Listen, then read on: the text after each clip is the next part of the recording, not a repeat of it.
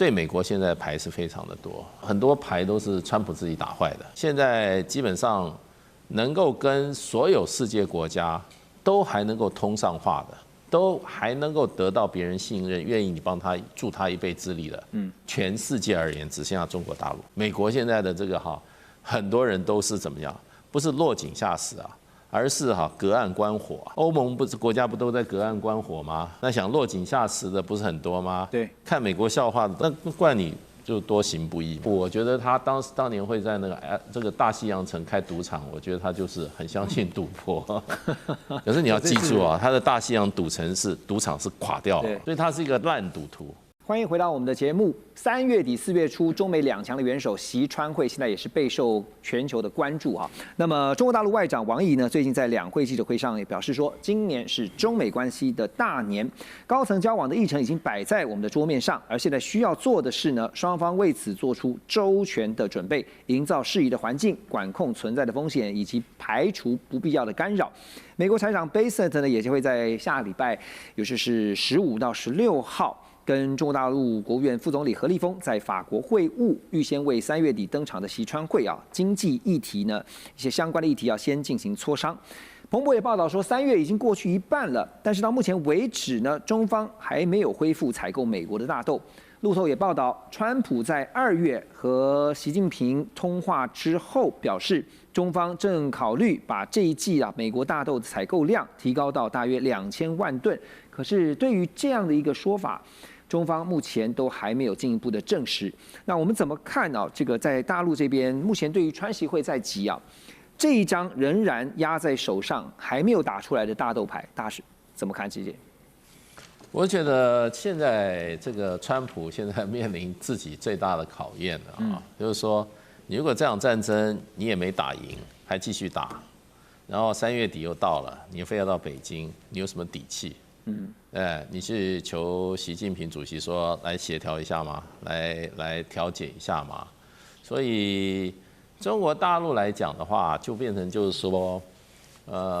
对美国现在牌是非常的多，很多牌都是川普自己打坏的。对，现在基本上能够跟所有世界国家都还能够通上话的，都还能够得到别人信任，愿意你帮他助他一臂之力的，全世界而言只剩下中国大陆。美国现在的这个很多人都是怎么样？不是落井下石啊，而是隔岸观火啊。欧盟国家不都在隔岸观火吗？那想落井下石的不是很多吗？对，看美国笑话的都很，那怪你就多行不义嘛。而且原本这个川普在到中国大陆访问之前，包括先前对委内瑞拉出手，到最近的对伊朗动手其实是不是盘算的就是透过这个能源上面能够有一张牌，结果现在打的也是一塌糊涂。川普当然他做事一定有他自己的理由啦，不过我觉得这个现在这个打伊朗的话，纯粹是他在见到一次一个饵，然后呢他没有深思熟虑就赌下去了，就把那个饵吃下去了，结果没想到这个饵是毒饵，这就是伊朗的这个饵是什么呢？就是说可能以色列告诉他，我今天我可以把他一网打尽，40几个头都弄了，那你要不要加入？对，美国就加入啦。对，你前2天才跟人家谈判呢，你在谈判桌上还谈得有这个这不收获很多吗？对，不讲武德到这种程度，在谈判时候跟人家就出手打人家，可是你期望的东西都没有实现嘛。对，所以川普我觉得他当年会在这个大西洋城开赌场，我觉得他就是很相信赌博。可是你要记住啊，他的大西洋赌场是垮掉了，所以他是一个烂赌徒。那我现在甚至怀疑他的医生都是在这几个关键点，他做了赌博式的决定以后，他尝到甜头，所以他在很多时候就是愿赌。政治人物你不能赌，你要100%。我现在就是看他怎么样自圆其说因为这个川习会马上就要登场之前，也看到是中间有一个联动，是美台军售会不会因此有一些变数？因为呢，路透引述了知情人士这个说法，他们独家报道指出说，总价大约是140亿美元折合台币是4500亿的这个军售案，包括有什么呢？有先进拦截飞弹在内的这个对台军售案的方案都已经准备就绪了，但会不会成为到时候川习会的角力之一。因为呢，只要川普批准这个对台军售的方案之后呢，就会进一步公布，而预计时间就会在月底这个川习会之后来对外公布。那报道也说呢，这将会是如果真的公布以后通过以后，会是台湾史上最大规模的军购交易。这个方案内容呢，主要是爱国者3型的飞弹，还有呢，包括国家先进防空系统也就是 NASAM 这个防空飞弹相关的内容。但中方的外交部发言人郭家坤对此则回应表示说，中方坚决反对美国向中国台湾地区出售武器的立场是一贯明确的。好，所以现在看起来，这个最后的发展尹老师觉得会不会是中国照骂，美国照卖，台湾照买的一个另类平衡？但是我们合并最近的伊朗的一个战事来看刚刚大使也特别提到了这个鹰击12的出口型的版本 CM302 反舰飞弹，到目前为止中方的说法是都还没有卖。好，那会不会用这个方式来作为一个反制中间的联动？我们先说这一个中国会不会卖给这伊朗这一个鹰击102好了，鹰击12。可我这个人会认为，就算他要卖，但是你要运进去，你要怎么运？这个你要走陆路吗？还是其实现在已经说实在，现在是一个远水救不了近火的状况。你现在的一个中国要提供任何的武器，或许无人机是最实在、最有用的一个方式。那你说你现在这个时候才提供这一种鹰击12这一种飞弹的话，我会觉得是一个远水救不了近火。所以其实说今天这2件事情，或许是有一点我们必须把它分开来看。中国对伊朗的支援，是不是要透过军售，还是透过其他的提供无人机？我觉得这比较有可能。但是就一个美台军售的一个角度来看的话，的确是他卖他的，他骂他的，他讲他的。可是其实的一个彼此之间的互动，我们也可以去看到，川普为什么在这个时候要放出这个新闻出来？最大的原因就是他不希望回归到6项保证的问题。就是之前有一些民主党的一个就直接说，你川普这违背了6项保证，你这个川普呢，你这一个你是跟中国已经谈妥了才决定要军售，他绝对不希望烙这样的一个画饼给民主党。因为最直接的就是说，好，不管有没有让美国再次伟大，不管今天这一个农业州买的这个大礼包有没有，可是接下来他要面对最直接的问题就是期中选举。期中选举的一个状况，会不会反而让民众对于你川普领导的共和党更加的反感？那最后让川普形成一个跛脚政权，这个是现在川普最怕的一件事，因为其实还没有跛脚，还没有出现这些状况，在去年就发生过了，他的一个预算嘛，总预算这个没有过，所以联邦政府要关门，那一次关门就延长了快这个史上最长的一段时间。这个关门对于今天大家对于川普或对于共和党，甚至是对于你自身本身的一个势力，或者是你本身的一个声势来说，绝对是一个打击啊。所以其实现在对川普来讲，他为什么这个时间点要去宣布说出售这些东西，是有他政治上面的一个考量的。而且这个政治上面的考量，我们接下来也可以去合并到中国这一边，会不会也有人担心是不是会有军演啊什么等等的。可是我个人会认为，这是出售的是防空飞弹。跟海马斯不太一样，所以其实对于中国来讲的话，你美台军售，如果你没有去踩到攻击性武器的这一条红线的话，那基本上两边是可以有一个彼此的一个默契。是，现在其实马上要到3月底3月底，那到4月2号就是全球关税对等关税要满1年的这个时间了。那当然，这个最近在关税满1年之前呢，也看到美国贸易代表署最近也出招那抛出了一个震撼弹，他们正式呢对于台湾、中国大陆还有欧盟总共有16个贸易伙伴启动了301条款的调查，准备要重手打击长期针对产能过剩跟不公平补贴问题要来做一些事。那先前这个全球关税计划呢被判定违法，所以呢，川普政府呢就马上转向法律基础更稳固的，用这个1974年贸易法，也就是122，那试图呢在7月临时关税到期之前先帮美国制造业再建一个新的防火墙。中方商务部呢13号也针对美国要启动这个301调查，回应说，美国的做法呢是典型的单边主义行径，也表示中方将会坚决捍卫自身的权益。最近提到这个301大家也在跟这个对等关税来比较它会比对等关税的威力更强，还是说其实看法现在好像是说差不多？杨老师觉得呢？第一个，美国从一个3.5%这个国家变成一个15% 的以上的关税国所以全世界最大的先进国有一个开发中国家的关税率那目的就2个，第一个是解决政府贸易赤字，第二个是发展美国的民族工业。制造业在美国占 GDP 要从9%拉到15%到20%，变成全世界最大的制造国。那关税就是在这个10%到50%，最低的英国、新加坡贸易顺差国就是10%，最高的这个 adversary 中国就是50%，因为超过50%以后没意义，就是 diminishing return。那不管是 IEEPA 也好，301也好，只是一个说法跟一个手段。但是我们来看哈，简单数学，从中国出去，假设是1块钱，到美国消费者价格弹性应该是4块钱，也就是说，如果40%的关税到美国消费者手上应该是10%，超过10%就是一个利用通膨预期做一个价格的哄抬。那整个供应链里头有上游的原料制造跟出口商在中国嘛，哈，在美国有进口商品牌通路到消费者。原则上大家都要分摊一点，但是最终是中国的工人分摊最多。为什么？他面对的是中国产能外移没工作，或者说他工资砍半，达成这个效果。那中国的国策要做改变，人口是美国的4倍，不应该用1/4的价格出口到美国去。中国过去的政府补贴造成这个产能过剩，现在应该是要补贴人民扩大内需，它可以用1/2的这个价格。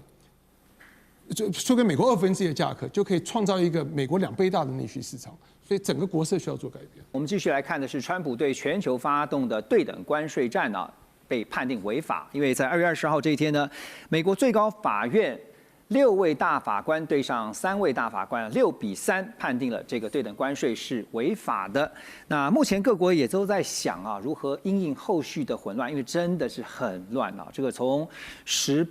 到川普隔一天呢，他不是一开始呢这个否决了大法官，他说大法官这个做出这样的判决让他很不满意，所以呢要立刻提高10%，全球都一样。后来隔天又说要提高到15%，从18到15才1天的时间。好，那《华尔街日报》最近也报道说呢，目前至少啊，在美国国内造成的混乱，就是呢看到1800家的企业提起告诉，他们要求联邦政府退款，并且每天都有新增的案件。那这些公司呢，当中看到画面当中，你看到这个像 Costco 啊，还有 Goodyear 啊，还有呢邦诺书店这些知名的公司，而且呢，他们大多都是在最高法院做出裁定之前就已经先提告了。判决出炉之后，可能又会有更多的企业加入，包括呢现在已经看到的有 FedEx。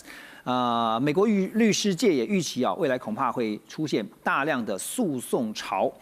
白宫国家经济会议主席哈塞特，他被问到这个15%的全球关税什么时候生效，他说他认为这个事情还在讨论当中，取决于现有谈判的进度以及既定协议的状况。另外，美国贸易代表 Greer 也表示说呢，目前关税的税率是10%，之后部分国家会调到15%，有些国家可能还会更高。可是我们也知道，这一次呢，这个判定违法之后呢，川普现在说从10%，现在又要调到15%，然后要实施150天之后呢，要不要再延期？要必须通过国会的讨论。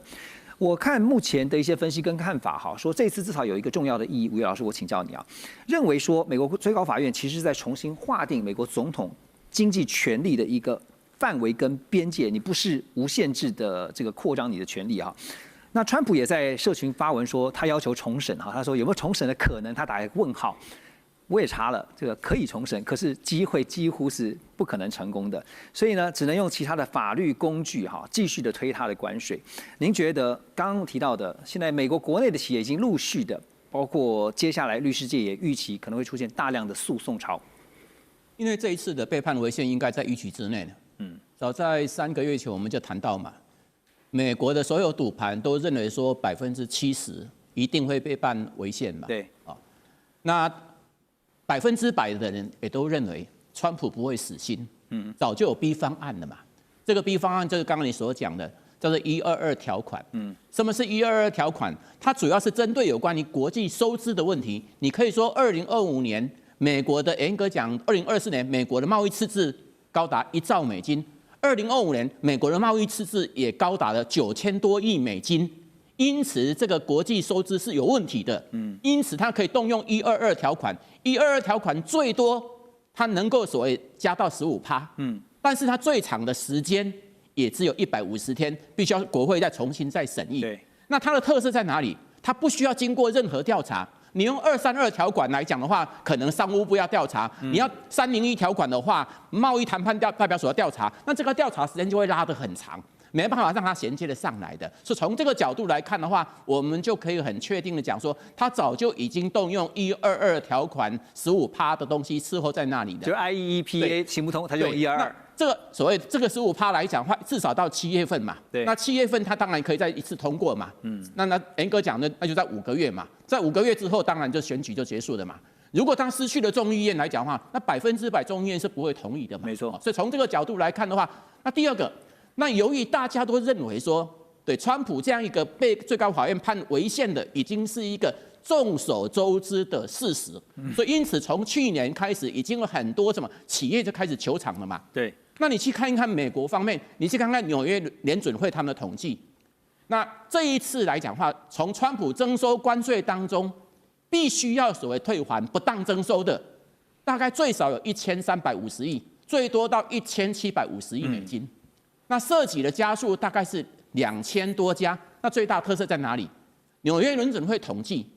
川普所严格讲不当征收这1750亿美金当中，有90%都是美国企业缴的。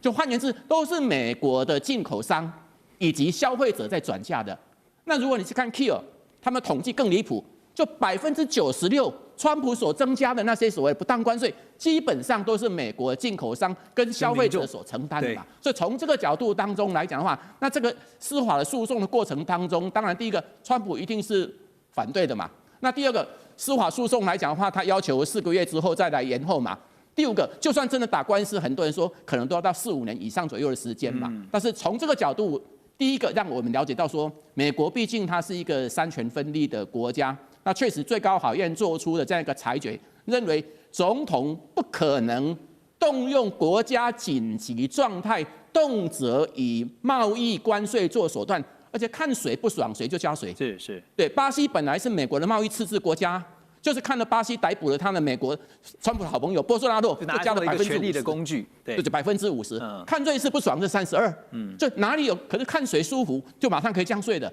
对，那这种总统恣意妄为，当然最高法院这一次做出的这样一个决定，那最后我们看这个问题的取决说，可能这诉讼过程当中会很漫长。但是美国的11月份的所谓3号的众议院的选举，将会决定说，川普将来在很多的经贸政策跟关税政策上，是不是还能够像现在的恣意妄为？不过现在已经上看到各国是一个头两个大哈，因为后续要怎么去面对哈，现在当然很多还不确定的，包括10%到15%，连看美国的贸易代表也好，还有包括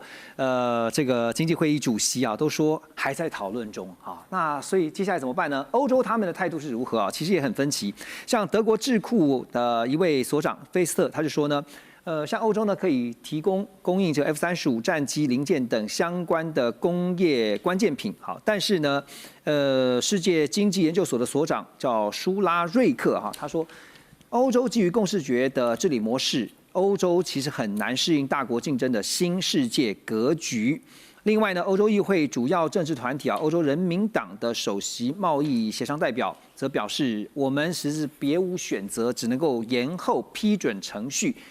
以厘清美国贸易政策的状况，就是以拖待变啊。最近也看到了前往中国大陆访问的德国总理梅尔茨呢，他表示说，德国欢迎并且鼓励中国大陆企业到德国投资。中德双方还签署了5项政府之间的协议。那还有一些相关的一些出口哈，包括了这个德国猪肉的出口要先恢复来做铺路，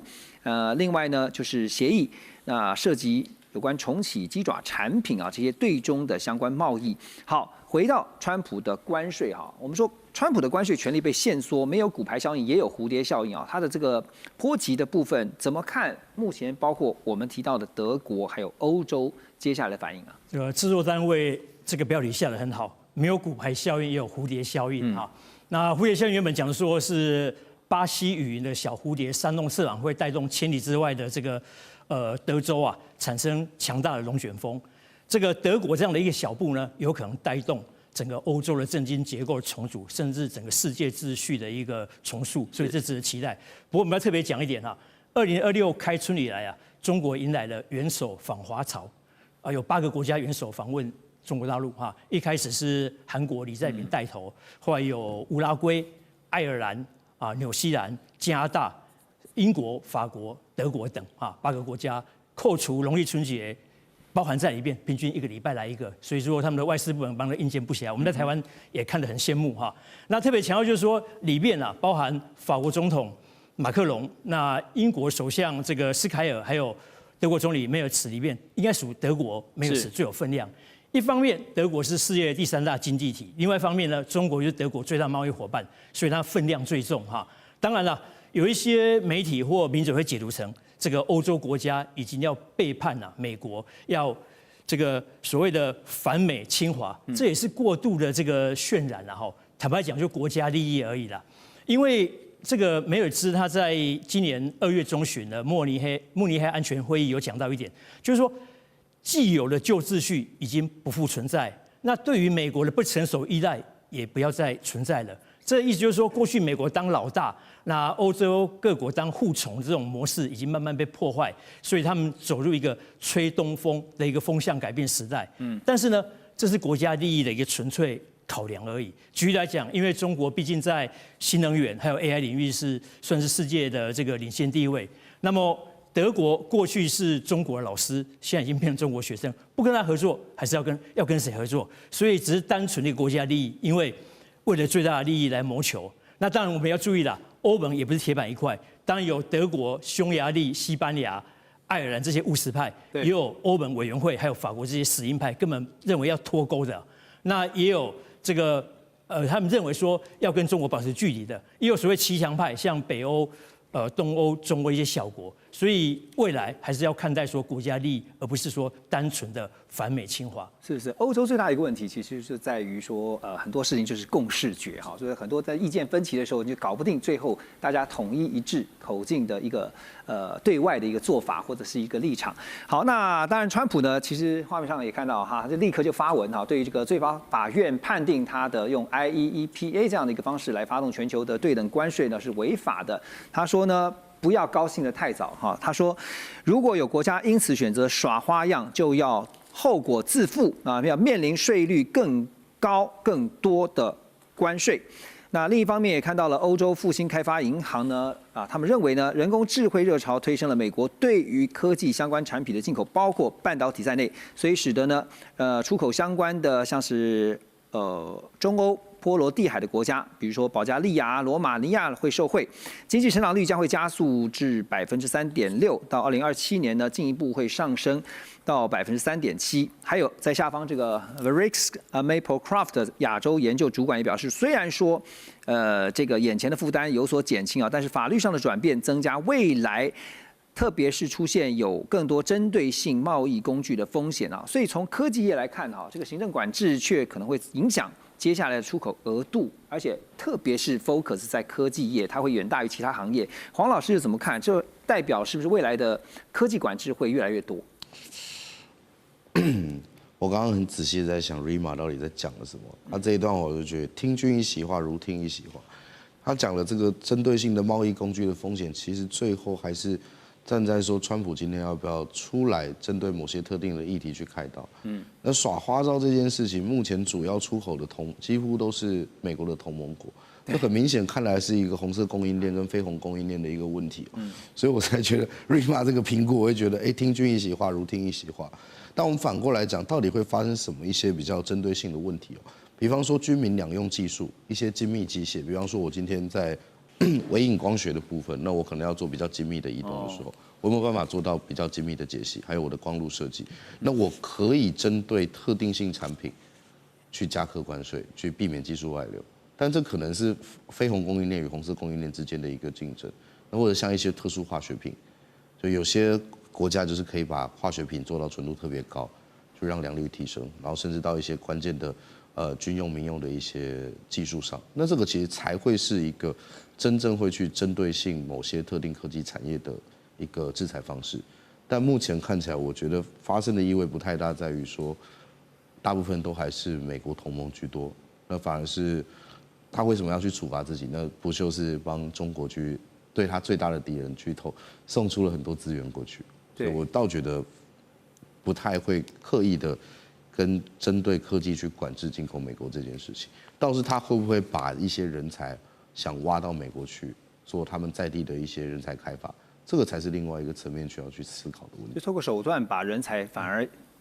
不只是制造业回流，人才也都回流到美国，就像这是他的一个计划。台积电不就是他的一手棋之一嘛，就把人都挖过来。不像刚刚黄老师讲到说，这次的关税被判定违法之后，其实很多觉得谈了个心酸的，也都是美国的盟国居多哈，就觉得说我们千辛万苦了谈了1年多，结果呢最后谈了，然后说从这个10%现在变15%，那接下来该怎么办呢？大家都还在伤脑筋中。马上回来，美中两国元首的川习会，美国媒体在画面当中，我们看到这个 Politico 呢。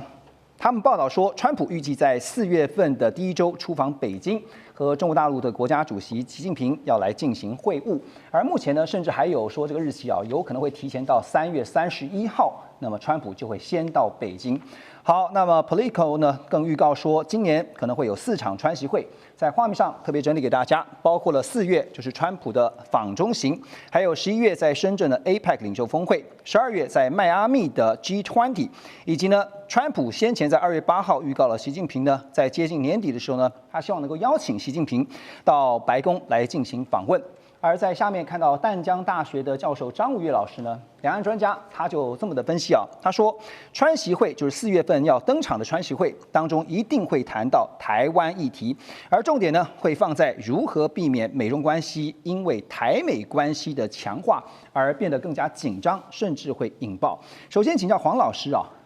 川习会目前看来似乎没有太多的变数哈，因为不管是美国也好，中国大陆也好，都希望能够如期的登场。可是美中双方各自需要对方给出自己的交换条件或内容，您觉得有哪些？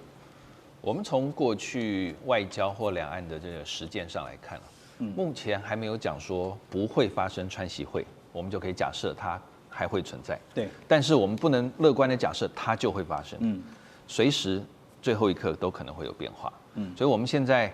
大年嘛，我们先假设了，这个事情先说些好话。对，事情好像还是不会破裂的样子，对，也就是4月甚至3月底会进行川习会。当然，我个人是目前是比较怀疑啦，3月底进行川习会啊，因为中国大陆有他自己内政上的一些安排等等的。那当然更不用讲说，中国大陆跟美国还要针对某些关键性的议题，至少要有一定的共识，他们才会坐到会议桌上来。所以这个都需要点时间，所以我只能说，反正机会是有，我们再继续看一看。那在川习会的这个过程里面，我觉得啊，大概5大议题是一定跑不掉的啦。我把它简称叫做台农能投关。台湾一定嘛，农产品叫中国大陆多买一点嘛，我们通常叫黄小玉嘛。第2季2500吨。对，好，再来呢，能就是能源，那中国大陆在能源这一方面，是不是要给美国一些相关的合作啊，或者是技术的这个合作等等的？当然不会是绿能，川普对这没有兴趣。啊，那投是什么？就是希望中国大陆继续投资美国。虽然说大家都觉得中国大陆经济在放缓当中，但是川普不管。觉得你有钱，你有外汇存底，拿出来啊，拿出来用啊。对，所以台农能投关，当然就是最后一定会讲到关税嘛。中国大陆现在被川普课的关税相对还是高的，那中国大陆应该也会主动希望川普撤销这些不公平的关税。前段时间哦，特别针对关税的部分哦，有在预判说今年美中双方可能还是延长休兵，有这个可能。延长休兵的意思到底是说关税就维持这么高，还是说他们会尽量想办法降低关税？这个目前看不出来，所以我觉得，现在应该差不多啦，因为过年期间啊，中国大陆大概也没有太多的心思去跟美国谈这些事。但等过完农历年之后，我想美国跟中国大陆在关税这一方面一定会是一个会谈的焦点，因为你总不能说川普到了北京谈了半天，关税一点都没有动。那习近平的面子往哪里放？所以我觉得这个是一个可能要去试探的点。好，您刚刚提到台农能投关，其中第一个是台哈，对，觉得台湾议题，中美双方在谈这个议题最大公约数是什么？我觉得就是让台海不要产生武装冲突，这是两边最高的共识。特别是像川普，有人说，他用兵了委内瑞拉，他在伊朗那边现在军队也摆在那里了，台海难道他不会吗？是。我觉得川普他真的还是奉行他自己所谓的川罗主义了，啊，也就是说，反正美洲就是我美国人宰制的美洲。那但是除了这个之外，川普在其他海外地方，我不觉得他真的那么想要动用直接的，不管是海空或者直接陆战的力量进去。所以委内瑞拉是因为他在美洲，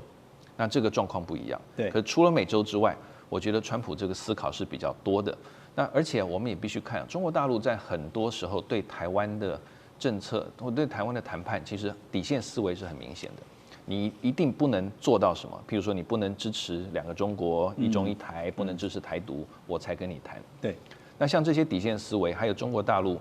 我们看美国过去的官员他们出的如何跟中国人谈判，他讲中国人是讲中共这边，他们的结论就是中共一定是先给你施压，调子拉得很高，拉到后面他们要让才会让，但是他会给你很多的压力，然后找老朋友来跟你讲说，你就让一下吧，等等的，套关系。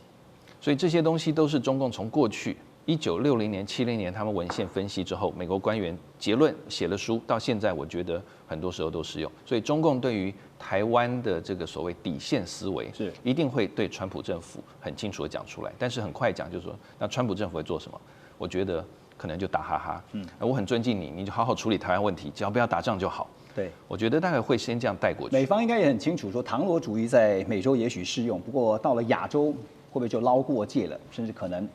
不能适用哈？那当然，这个在亚洲它就需要有别的这个来代理啊，包括像我们现在要谈的就是日本了。4月份这个川普访中之前呢，他就先预告了，他说呢，他在3月19号这一天啊，目前是定在这一天，他说他会先跟日本首相高市早苗在哪里呢？在白宫见面啊。他就对外界讲的是说，我期待3月19号欢迎高市首相到白宫。那特别呢，日本这次我们知道，在2月8号这一天，国会就是众议院的大选改选之后呢，高市早苗所领导的自民党呢，跟日本维新会组成的执政联盟，在众议院465席当中拿到了352席。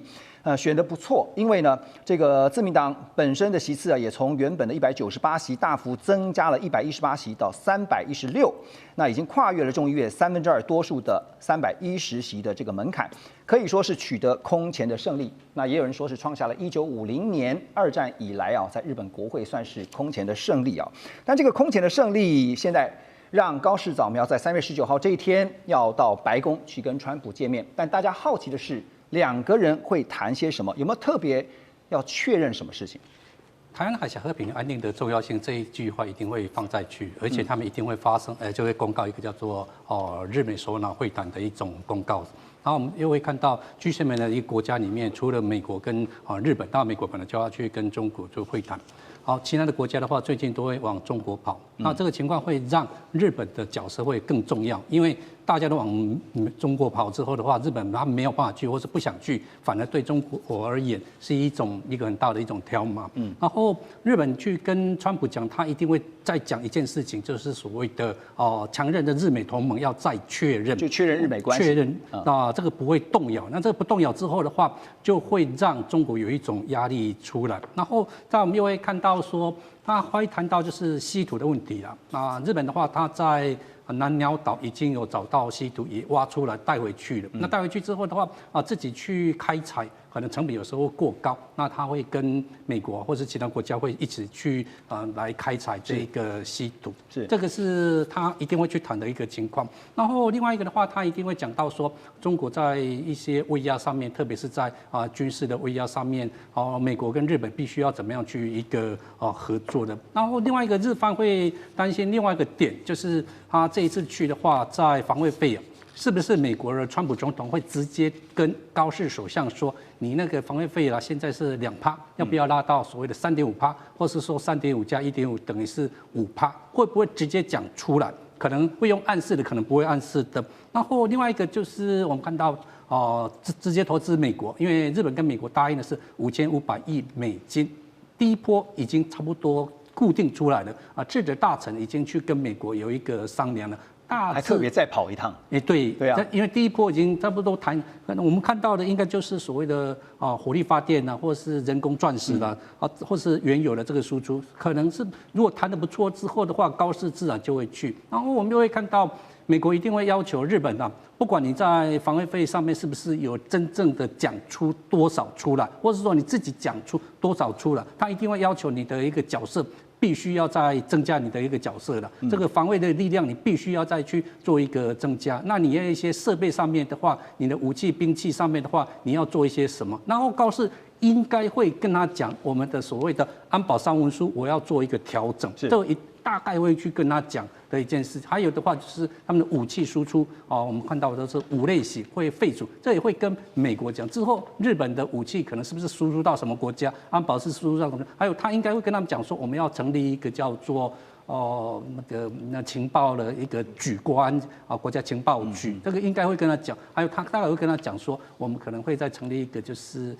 间谍防治法。我们台湾是翻译成反间谍法，但是他们讲间谍防治法，那只是说防止，但是我没有说要去反这些东西，特别是他会在台湾议题上面应该会讲出这台湾海峡和平安定的重要性，这句话应该都会放上去。老师刚刚讲安保的部分，等一下我们要特别来聊就是日本在高市大胜之后可能要面临到的就是修宪的这个问题那但是刚刚提到有另外一个重点，也就是呢，在这个赴美投资的部分因为前段时间已经看到川普已经有点不耐烦了，就是说你承诺要来赴美投资，可是呢时间怎么感觉上一直在给我拖延这部分恐怕也是高市在见川普的时候呢，也许会面临到的一个压力。好，那《金融时报》就是2月份也曾经报道说，川普政府呢现在有压力的不只是日本，台湾也是。继2025年底公布创纪录的对台军售是111亿美元，那折合台币大概是3000亿左右。这个军售案之后呢，又在为台湾会整包含爱国者飞弹 NASAMS 地对空飞弹系列的新一波军售规划，规模高达200亿美元折合台币是6000亿，所以加起来的话大概是9000亿台币左右。那《金融时报》也报道说，中方对于这项新规划的军售案表达了严重关切，而且已经告知美国，这个军售有可能会让川普4月份访中行出现变化。但部分美国官员认为中方只是在虚张声势，并不会真的取消这个川普的行程访中之行当然，这个刚刚黄老师讲说，不到最后一刻，你真的很难说它会举行还是会被取消。可是怎么看这件事情？这真的会是一个最大的变数吗？我个人会认为军售它不会是最大的变数。当然说，你说这川普他要去这个访中会不会有变化？我觉得也很难说，有可能会有变化，但是军售不会是最大，因为其实我们可以去看到，在这个访中之前，其实更重要的就是高市早苗跟着去美国嘛，这个高川会，或者是我们必须说，不是说讲高川会就不好听，应该说这一个美日的一个峰会，应该又会在这边先会举行。那在美日峰会的时候，应该美国会对第一岛链或者是印太这一块的局势有了一个新的一个定调，因为其实对美国来讲，最重要的就是日本，它在第一岛链在亚太这一边最重要的盟友就是日本那你说这一个军售，为什么我会比较大胆的去说军售应该就算有变化也不会是军售？因为这一次的一个武器其实没有去踩到中国的一个红线。我们想上一次为什么在这个去年2025年12月的时候，那一次中国要用这个正义使命这么大的一个行动来去回应美国的军售，主要的原因就是因为海马式出售，海马式是可以直接从台湾的一个本岛打击到福建沿海的武器，已经不单是防御而已，对，它不是一个防御性武器。可是如果今天我们看它这一次主要的这一个军售是爱国者飞弹，爱国者飞弹跟这 NASA 的地对空飞弹的一个系统，它或许有一些新的整合效果，但是不是第一次卖给台湾。同样的，它是防御性的武器，它其实是一个反飞弹防御系统也好，或者是防空系统也好，它是一个防卫型的武器。总而言之，就美国来讲，它没有去踩到中国这一块的一个红线，还没有到红线。所以其实我会觉得，今天倒不能说中国在虚张声势，中国是它一定要对美国对台军售进行一个反应。所以他其实会自然会去把这一个可能会影响到这一个川习会哦，他一定会把这一个议题这一个想定先在这个时候去抛出来，去让美国去警告美国。那再加上大家都知道，其实现在的一个美台军售最大的问题，倒不完全是美国要不要卖，对，而是台湾现在这一边关于国防预算或相关的议题。所以其实这一件事情，这一次的一个美国对台军售，我个人会认为倒不会影响到川普访中的一个行程。林老师，简单请教你哈，也有人说这个军售还是一样军售，但是呢，在交付的时间上面，美方会保留一个很大的空间跟弹性啊。简单的回应一下。这一边的话，其实最主要的原因是因为美国自身的一个量产的一个能量的问题，它倒不是说是因为说要在这一个交付台湾，所以要跟中国啦等等有一个中间的谈判，或者中间有一个缓冲期。主要的原因还是在于说，现在美国在制造武器上面，其实已经是有落后的一个状况。美国总统川普呢，预计在今年的4月份要到中国大陆去访问，态势目前看起来啊是越来越明朗。那川普最早提到这事呢，是在1月23号，他在空军1号上面呢接受媒体访问时，他公开了这项行程。美国驻中大使庞德伟也曾经透露，川普回邀中国大陆国家主席习近平在今年的8月到9月这段时间回访美国。但现在外界也看啊，原因跟美国的其中选举大概脱不了关系。好，那即便呢，中国大陆内部在1月底传出了中央军委会的副主席张又侠，还有中央军委，同时是联合参谋部参谋长刘振立两人遭到立案调查，但川普呢，先前被问到这件事的时候，他只表示，他强调了，他说在中国只有一个老板，这个老板就是习主席。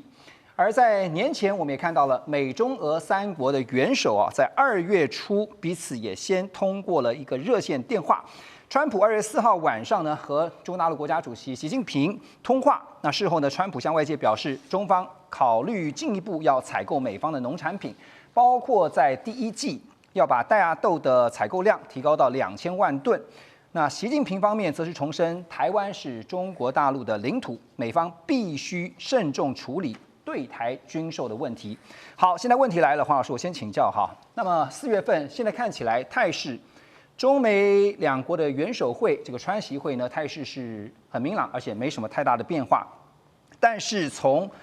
先前的讨论到最后启程互访，这之前应该已经很多事情都谈定了哈，不然可能连飞都不会飞。那我所以请教，在4月份的第一次会面，这是今年川习两人的第一次会面，现在也看到了，先前在2月4号通了热线，而且提到了军购问题啊。您觉得在4月份的川习会，可能的几个重点方向会是什么？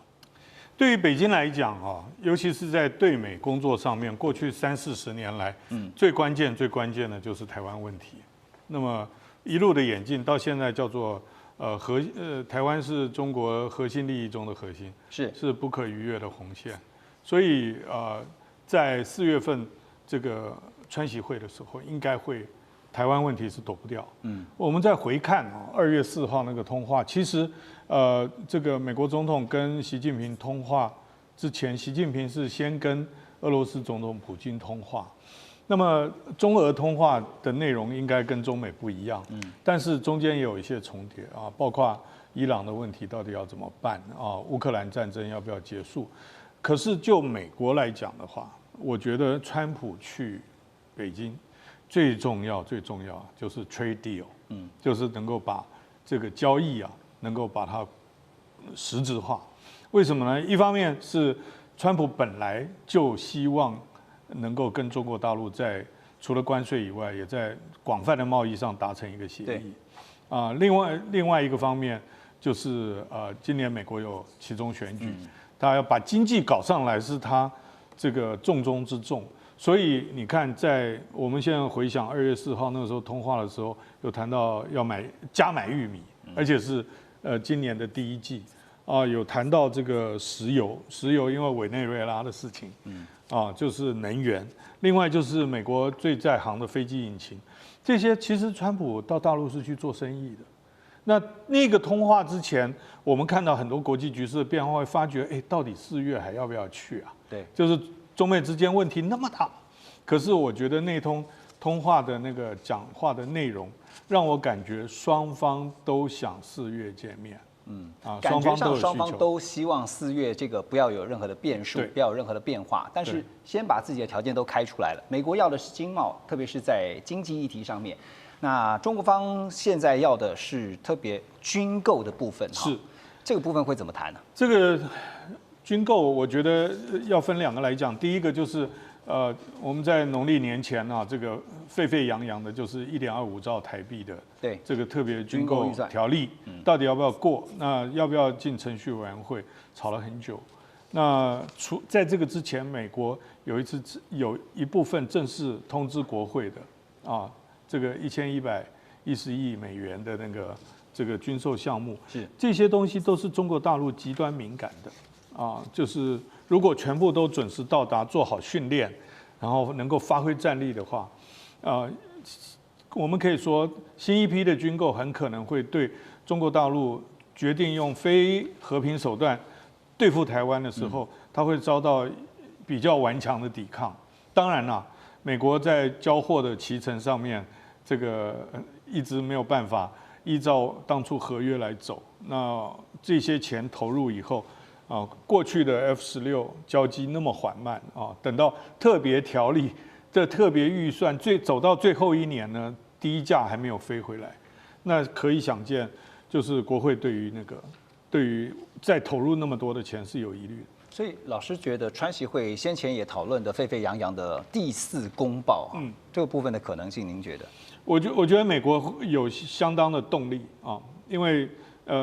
第3个联合公报是44年前，你想想看，世界局势的变化，中国的国力，那有很多的变化。所以如果在中国的立场来讲的话，就是说，如果要处理好未来中美竞争的关系，这个战略竞争，如果能够走在一个双方都能够感觉到是相对稳定的道路上面的话，这个第4项联合公报是有一个引领的作用，应该跟军售也会有一些关联哈。那就看了，因为中安海牵涉到台海两岸关系如何发展的问题。因为先前的3公报，还有包括台湾关系法，其实都围绕在所谓的军武啊，就是这些防御啊，主要就是一个中国原则或政策，另外一个就是对台军售会不会有变？那这个东西其实在1992年老布希总统宣布对台军售150架 F-16战机以后，这前面3项联合公报只剩下一个一中，其他的东西都已经变化很多了。所以两岸之间现在大家在看的是说，今年尤其在军事上面哈，那会不会因为军售，然后呢造成态势的转变？那川普呢曾经被媒体追问啊，会不会担心说解放军在一开年就进行这个清洗整肃，对于中美关系的稳定，或是刚提到的台湾议题上面有产生任何影响？川普的回应是呢，他密切有在关注这件事情，而他认为呢，习近平在中国大陆备受尊敬，习近平就是中国唯一的老板。还有一位领导人呢，在这个美中元首会面之前呢，他是很想先跟川普来一场会面啊。这个人当然就是日本首相高市早苗。那日本共同社也报道说，高市希望在川普访华前呢，先来安排与他的见面会谈，确认日美同盟关系的稳固，而且共同商讨对华政策。回顾这次日本的国会大选呢，我们看到高市在先前受访时也强调，他并不是主张，因为他针对了所谓台湾有事，日本就有事这个引发的冲突、引发的争议哈。那他强调说，日本主动对中国大陆采取这个军事行不是啊。不是主张日本主动对中国大陆采取军事行动，而是如果台湾发生严重事变，日本需要优先联合营救在台湾的日美公民。那如果美军遭到攻击，但日本袖手旁观呢，就会造成日美同盟彻底瓦解的这些疑虑。所以文佳老师对于日中关系在今年想要回温，日本外务省会给高市什么样的建议？您觉得？我首先来看其实这个日中呢，这个今年要见面的领袖。要见面机会，我想是非常之低可能性很低因为来自一个其实在2月8号，我想高市早苗领军的这个自民党改选呢，也获得了胜利嘛那因为什么胜利？基本三个原因嘛。第一个他本身他就是一个铁娘子就是英国的铁娘子的一个字句，而且它是对接了安倍2.0加上这个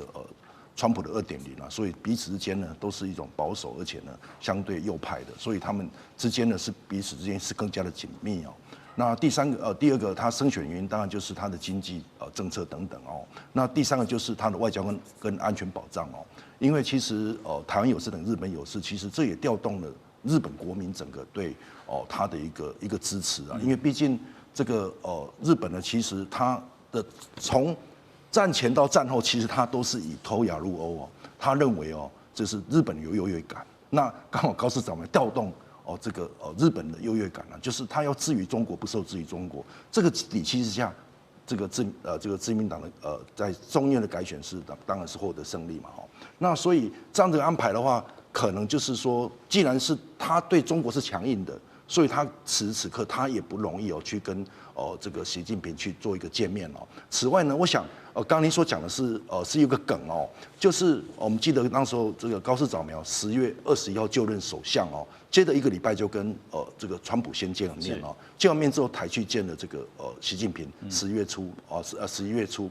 在那个就是先美后中嘛，对，就是先美后中，然后接着在11月7号才在国会里面提到说台湾有事他们会启动所谓的集体自卫集体自卫权那集体自卫权的概念就是它会跟随着美国。那其实如果说一旦台湾有事，那当然跟随美国就是他会就发动所谓的一个后勤，或是说一个情报等等一个协助嘛。那我想说，如果这次呢，这个川普他当然希望去见了这个习近平之前呢，能够跟高市早苗来见面，来做个交换意见那这样子可能也能把这个不管是川普的意志跟这个高市早苗的意志，给它联合起来那当然对整个一个。美国、中国跟日本3方面呢，其实是比较稳定的，所以我想说呢，此时此刻，我觉得日本还是更需要美国的引领那其实这个态度会不会见面，或者是说见面的对话是什么？我觉得还是以川普的意志为意志。这有可能会排在川习会之前，高市就能够如愿的跟川普见上一面吗？您觉得？还是说通个电话？我觉得应该是会见面了，因为毕竟他们之间是非常的这个 body 会见面，因为毕竟呢有这见面的3分情，那能够有效的沟通，那也让这个川普去这个中国呢也更有底气因为毕竟有日本这个所谓的安全的一个大家一个连接那这样对中国而言的话是形成更大的压力因为毕竟现在这个美国呢对中国其实是一种威慑。是用联合的威慑的力道。那如果说有先争取到日本的支持，那当然去中国，那谈起来当然也会这个压制这个习近平的一个气焰。了解。2026 4月其实还有一件大事情就是川普对全球提出的对等关税满1周年了。川普在2月初的社群上面他发文他说他们已经跟印度。就是特别跟印度总理莫迪呢达成了一项贸易协议，对于印度所课征的对等关税将会降到18%，印度股市还因此一度出现大涨。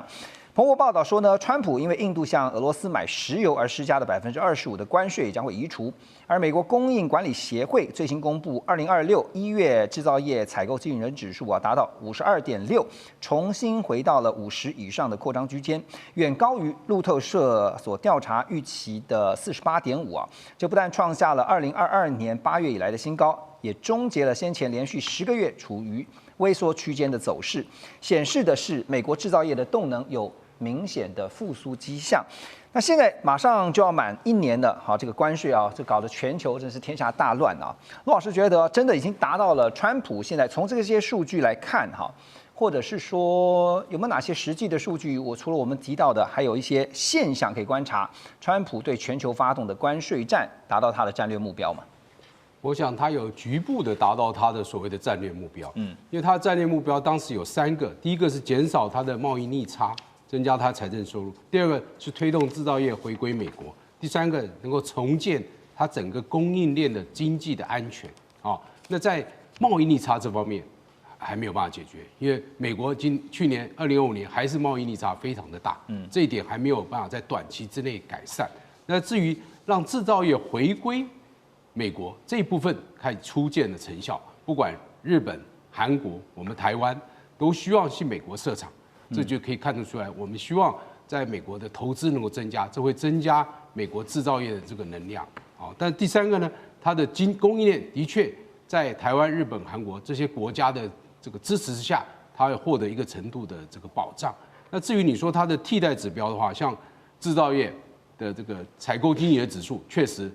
大家预期48.5，结果是52.6，确实升高很多，表示美国制造业开始活络了。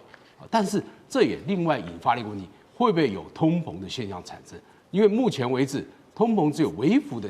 还没有整个效应，就关税所产生的通膨效应也没有发挥出来。但是美国的联准会的主席一直很担心通膨，所以他一直不愿意降息，这也是他们在通膨这方面的控制还不错。那至于它 GDP 的成长也不错啊，去年2.2到2.6之间啊。那第四个呢，它这个在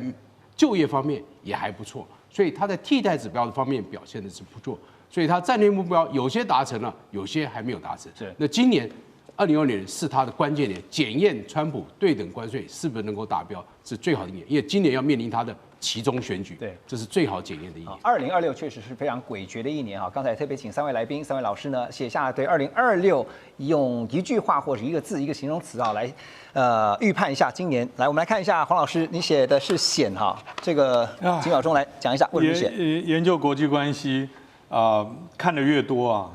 担忧越多，确实有很多风险存在。OK， 那如何集体去风险？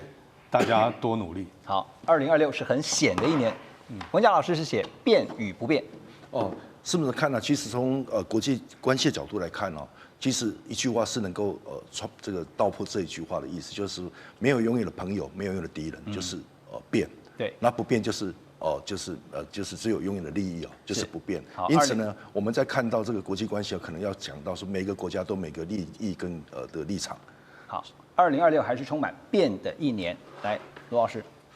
我认为是乱中还是有序，因为只要川普他是一个信奉，就是他不信奉多边主义，他信奉就是双边对谈的一个人，所以他认为大国政治可以解决很多问题。那如果他笃信这样的概念的话，那大国可以在很多争议纷争当中，譬如说2月4号跟这个习近平通电话，那习近平跟这个普京通电话，都是一种大国政治的一个方式来解决问题。那我们预计今年可能俄乌战争也会告一个段落，如果没有特殊的，因为目前看起来谈的都差不多了，我认为也会告。那至于川普跟欧洲的这个国家的关系呢，虽然是有点混乱，跟过去美国跟欧盟国家的相处有点不一样，但是呢，我相信还是有一定的规则可循。只要这欧洲国家找到跟川普的相处之道的话，应该问题都还可以解决。好，所以有很多的风险，有很多的变化，但是呢，希望还是乱中有序。